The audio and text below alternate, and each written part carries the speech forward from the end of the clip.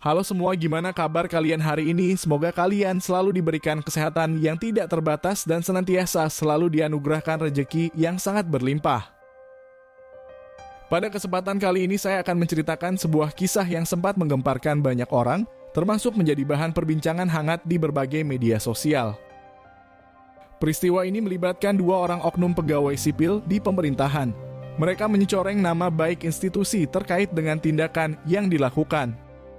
Apalagi kejadian itu terjadi di pinggir pantai dan banyak orang yang akhirnya melihat tingkah buruk dari keduanya.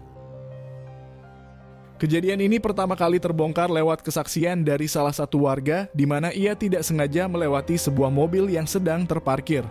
Namun setelah diamati lama-kelamaan ia merasa curiga sebab kendaraan itu bergoyang-goyang tak tentu arah. Di momen tersebut si warga kemudian memberitahukan hal itu pada temannya dan mereka bersepakat mendekatinya untuk mengetahui apa yang sebenarnya terjadi. Hingga setelah keduanya mengintip dari celah jendela, mereka kemudian dibuat terkejut karena di dalamnya ada dua manusia yang berjenis kelamin berbeda dan sedang saling bersinggungan satu sama lain. Si perempuan bahkan sedang berada di atas paha di balik kursi kemudi. Mereka tampak asik dengan dunianya tanpa memperdulikan keadaan di sekitar. Dari sana para warga yang lain pun mulai berdatangan hingga aktivitas yang mereka lakukan langsung terhenti oleh suara keras dari kerumunan. Kedua pasangan itu tampak panik dan merasa sangat gelisah. Si perempuan langsung membenahi pakaiannya yang terlihat terbuka. Sementara si pria ditarik keluar untuk dimintai keterangan mengenai apa yang sedang mereka perbuat. Hingga setelah dilakukan interogasi secara singkat, di sana terungkap bahwa kedua orang tersebut adalah seorang pegawai pemerintahan yang bertugas di pusat kota. Fakta lainnya pun cukup mengejutkan, bahwasannya keduanya ternyata sudah memiliki pasangan yang resmi masing-masing. Si pria bahkan telah dikaruniai 3 orang anak dari pernikahan yang sudah berlangsung selama belasan tahun.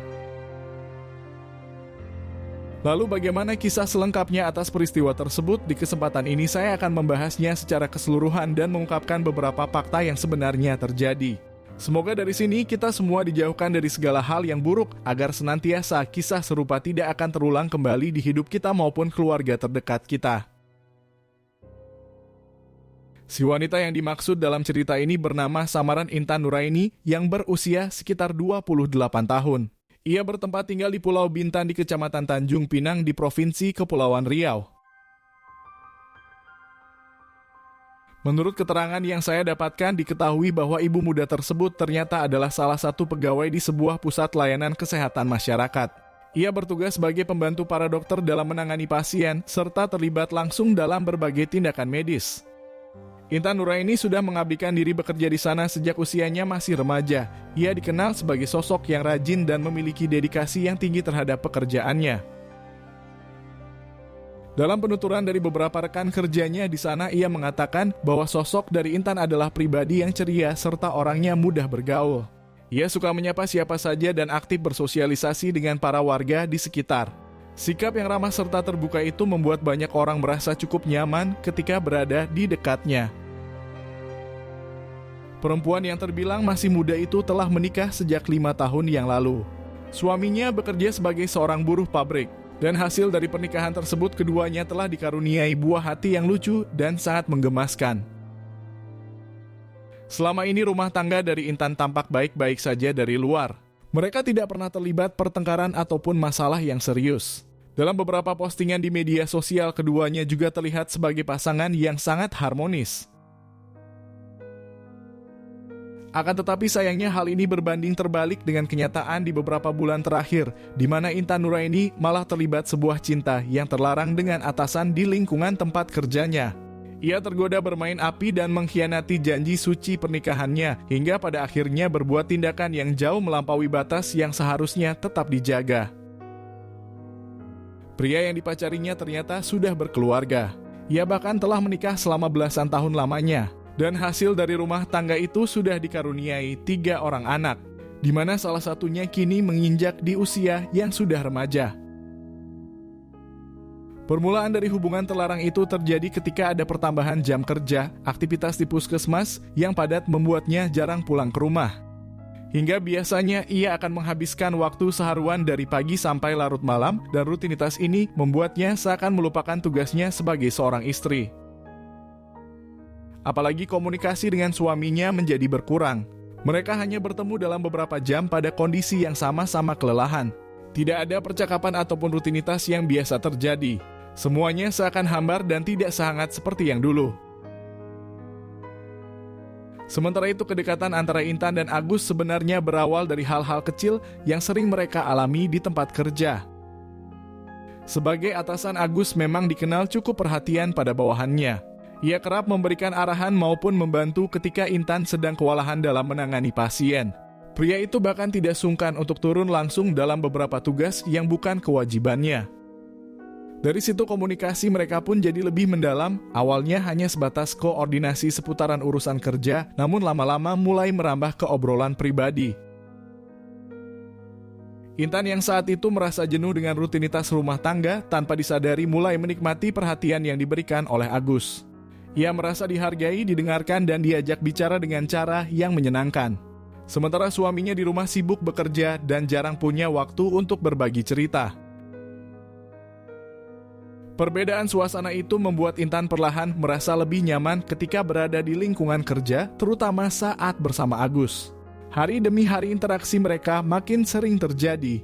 Mulai dari makan siang bareng di ruang istirahat, pulang kerja yang kebetulan beriringan, hingga saling mengabari meskipun tak sedang ada urusan dinas. Lambat laun Intan Nuraini bahkan mulai sering menyembunyikan banyak hal dari suaminya. Ia tak lagi terbuka seperti dulu, beberapa kali ia berpamitan dengan alasan lembur atau mengikuti pelatihan, padahal di waktu yang sama, ia justru pergi bersama Agus di luar jam kerja. Mereka kerap menghabiskan waktu berdua di tempat-tempat sepi yang jauh dari keramaian ataupun sorotan banyak orang. Salah satu tempat yang sering mereka kunjungi adalah kawasan pantai yang sunyi. Di sana keduanya duduk berlama-lama di tepi mobil menikmati angin laut dan suasana senja yang tenang. Bahkan tak jarang mereka menghabiskan waktu hanya berdua di dalam kendaraan selama berjam-jam, larut dalam percakapan dan kebersamaan yang semakin hangat. Pada titik tertentu, suasana di antara mereka menjadi terlalu dekat dan tak bisa dikendalikan. Tatapan yang lama, sentuhan yang tak sengaja berubah menjadi saling mendekat, hingga akhirnya batas-batas yang sebelumnya dijaga pun perlahan hilang. Di dalam ruang sempit dan tertutup itu, mereka terhanyut dalam kedekatan fisik dan emosional yang tak lagi bisa mereka redam, hingga melewati batas yang seharusnya tidak pernah dilanggar, terutama soal pendekatan lubang hitam yang seakan terbuka dengan sendirinya. Setelah beberapa kali berhasil bertemu tanpa hambatan, Agus dan Intan tampaknya merasa hubungan mereka aman-aman saja. Mereka tak lagi terlalu khawatir akan pandangan orang sekitar. Bahkan pertemuan di luar jam kerja sudah menjadi rutinitas yang tak perlu direncanakan terlalu matang. Cukup saling memberi kabar ataupun kode tertentu, keduanya langsung tahu kemana harus pergi dan di mana akan bertemu. Agus tampaknya memang lebih nyaman menjadikan mobil pribadinya sebagai tempat bertemu. Bukan tanpa alasan, ia memang terlihat enggan mengeluarkan biaya lebih setiap kali ingin meluangkan waktu bersama Intan. Tak ada ajakan makan di luar, tak pula ke tempat-tempat yang layak untuk sekadar duduk berdua. Baginya mobil sudah cukup. Tempat yang praktis, tersembunyi, dan tak perlu banyak usaha. Setiap kali mereka bertemu, mobil itulah yang menjadi saksi rutinitas yang terus berulang. Di parkiran sepi di sudut-sudut pinggiran kota atau di jalanan yang jarang dilewati orang, semuanya terasa cukup bagi Agus. Intan pun tak banyak mengomentarinya. Entah karena sudah terbiasa atau karena ia merasa tak punya ruang untuk mempertanyakan. Hubungan mereka pun terus berlangsung dalam diam dengan cara yang sederhana namun mengarah pada sesuatu yang terus menjauh dari batas yang seharusnya dijaga. Namun kebiasaan mereka bertemu secara diam-diam di dalam mobil akhirnya mencapai titik yang tak lagi bisa disembunyikan. Hubungan yang selama ini berjalan tertutup mendadak terbongkar, membuat keduanya harus menanggung rasa malu di hadapan banyak orang atas apa yang telah mereka lakukan. Peristiwa itu terjadi pada hari Sabtu sekitar pukul 1 siang di tahun 2023. Saat itu Nuraini diajak oleh Agus untuk singgah ke sebuah pantai selepas menyelesaikan pekerjaan di puskesmas. Dengan dalih ingin melepas penat, keduanya pergi menggunakan mobil pribadi seperti biasanya. Lokasi yang mereka pilih cukup jauh dari keramaian, sebuah area yang jarang dilewati warga dan selama ini dianggap aman. Setelah tiba di tepi pantai, Agus memarkirkan mobil di sudut yang cukup tersembunyi. Udara siang itu cukup terik, tapi di dalam kendaraan suasana terasa hening dan tertutup. Tanpa banyak bicara, Agus memberi isyarat kepada Nuraini untuk mendekat. Ia mengajaknya agar saling memangku satu sama lain dan seperti pertemuan-pertemuan sebelumnya, keduanya pun larut dalam kebersamaan yang semakin sulit dikendalikan. Hubungan yang mereka jalani sudah terlalu jauh. Di balik kaca mobil yang tertutup, mereka kembali terhanyut dalam kedekatan fisik yang tak lagi wajar bagi dua insan yang masing-masing telah berkeluarga. Akan tetapi tanpa mereka sadari, di luar mobil seseorang ternyata sedang melintas tak jauh dari lokasi tersebut. Satu warga yang kebetulan melewati area itu merasa curiga saat melihat sebuah kendaraan terparkir dalam posisi yang mencolok dengan gerakan yang tak wajar. Mobil itu bergoyang pelan meskipun tak ada tanda-tanda aktivitas di sekitarnya. Karena merasa janggal, si warga kemudian memanggil salah satu temannya untuk memastikan apa yang sebenarnya terjadi. Keduanya lalu mendekat perlahan mencoba mengintip dari balik semak-semak yang tak jauh dari mobil tersebut. Rasa penasaran berubah menjadi keterkejutan saat mereka melihat apa yang sedang terjadi di dalam mobil itu. Warga itu langsung memanggil beberapa orang lainnya.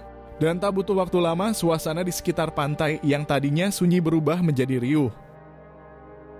Orang-orang mulai berdatangan dan kegaduhan pun tak terhindarkan. Agus dan Nuraini yang sedang tenggelam dalam dunia mereka sendiri sontak tersentak kaget. Mereka merasa sangat panik dan buru-buru membereskan pakaian dan mencoba menenangkan diri, meski jelas raut wajah mereka diliputi rasa malu dan ketakutan. Kehadiran warga yang semakin banyak membuat situasi menjadi tak terkendali. Ketukan keras di kaca jendela membuat Agus dan Nuraini tersentak. Suara orang-orang yang mulai meninggi menandakan bahwa mereka tidak bisa lagi bersembunyi. Keduanya pun akhirnya dipaksa turun dari mobil oleh para warga yang sudah tersulut emosi. Agus diminta keluar lebih dulu, wajahnya tertunduk dan langkahnya goyah. Tak lama kemudian Nuraini menyusul dengan penampilan yang berantakan dan sorot mata penuh kepanikan. Beberapa warga langsung menanyakan identitas mereka, sementara yang lain mulai merekam kejadian tersebut dengan ponsel mereka. Nama dan wajah mereka yang selama ini dikenal sebagai pegawai pemerintahan mendadak menjadi bahan pembicaraan. Dan dari sanalah kisah yang selama ini mereka sembunyikan mulai terbuka satu persatu. Singkat cerita, setelah kejadian itu, kedua pasangan tersebut dibawa ke kantor desa setempat untuk dimintai keterangan. Situasi semakin memanas setelah pasangan sah masing-masing dipanggil untuk hadir dan mengetahui langsung apa yang telah terjadi. Tak butuh waktu lama, keputusan dari instansi tempat mereka bekerja pun keluar. Baik Agus maupun Nuraini diberhentikan secara tidak hormat sebagai bentuk sanksi atas tindakan yang telah mencoreng nama baik lembaga. Sementara di sisi lain, rumah tangga Nuraini yang telah dibina selama 5 tahun pun harus kandas. Suaminya yang tak sanggup menerima kenyataan pahit itu akhirnya memilih untuk mengajukan perceraian. Konsekuensi dari perselingkuhan itu membuat keduanya terjebak dalam situasi yang rumit. Beberapa anggota keluarga merasa terpukul dan tak segan mengungkapkan kekecewaan, sementara kepercayaan dari masyarakat pun perlahan menghilang. Reputasi yang dulu dibangun dengan susah payah kini runtuh dalam sekejap mata.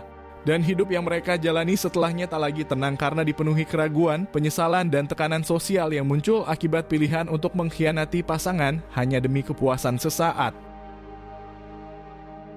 Semoga dari sini kita semua bisa mengambil banyak pelajaran yang terkandung di dalamnya. Bahwa setiap tindakan yang kita pilih selalu membawa konsekuensi, terlebih saat mengabaikan kepercayaan yang telah dibangun dalam keluarga maupun pekerjaan. Setinggi apapun jabatan atau sebaik apapun penilaian orang terhadap kita, semuanya bisa runtuh dalam sekejap bila kita tak mampu menjaga batas dan tanggung jawab. Terima kasih sudah menonton video ini sampai habis. Berikan admin dukungan dengan menekan tombol suka dan tuliskan pendapatmu di bawah kolom komentar.